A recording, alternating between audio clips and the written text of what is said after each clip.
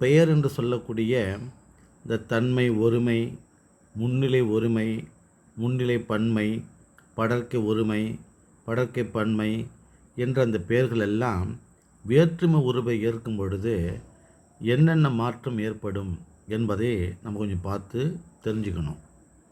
இப்போது யான், நான் இது ரெண்டுமே தன்மை, ஒருமை. நானே சொல்லுகிறது, ஒருத்தன் சொல்லுகிறது, தன்மை, ஒருமை. அந்த யான், நான் என்பன என் என்று மாறும். யானும் என்னன்னு மாறும், நானும் என்னன்னு மாறும். இப்போ எதை வேற்றுமை உறுப்பை ஏற்கும்போது, வேற்று உறுப்புங்கிறது எது?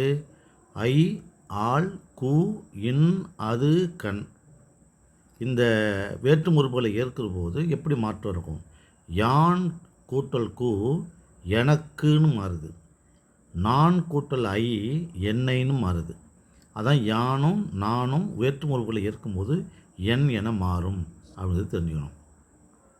அவளை யாம், நாம் தன்மை, பன்மை. யான், நான்னா தன்மை, ஒருமை. யாம், நாம்னா தன்மை, பன்மை. அந்த பெயர் எப்படி மாறும்னா, யாம் அப்படிங்கிறது எம்முன்னு மாறும், நாம் அப்படிங்கிறது நம்முன்னு மாறும். அதாவது குறில் நெடில் குறிலாக மாறும். இப்போ யாம் கூட்டல் ஆள் எம்மாள் அப்படின்னு வருது. நாம் கூட்டல் ஆள் நம்மாள் அப்படின்னு வருது.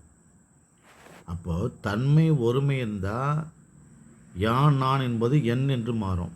தன்மை, பன்மையாக இருந்தால் யாம், நாம் என்பது எப்படி மாறும்? எம், நம் அப்படின்னு மாறும். இது தெரிஞ்சுக்கணும். அதே போல் யாங்கள், நாங்கள் என்பவை எப்படி மாறும்? இதே போல் எங்கள்னு மாறும். இப்போது யாங்கள் அப்படிங்கிற ஒரு வார்த்தை, ஒரு பெயர் ஐ என்ற இரண்டாம் வேற்று உறுப்பை சேர்க்கிற போது யாங்கள் கூட்டல் ஐ எங்களை அப்படின்னு மாறுது. நாங்கள் கூட்டல் ஆள் எங்களால் அப்படின்னு மாறுது. இந்த மாற்றம் நீங்கள் நல்லா தெரிஞ்சுக்கணும்.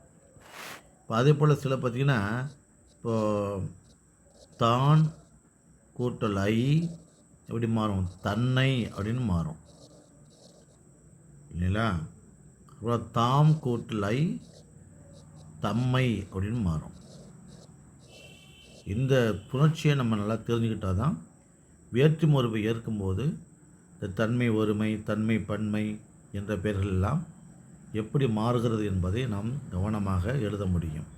நன்றி, வணக்கம். நல்லா சப்ஸ்கிரைப் பண்ணி பாருங்கள்.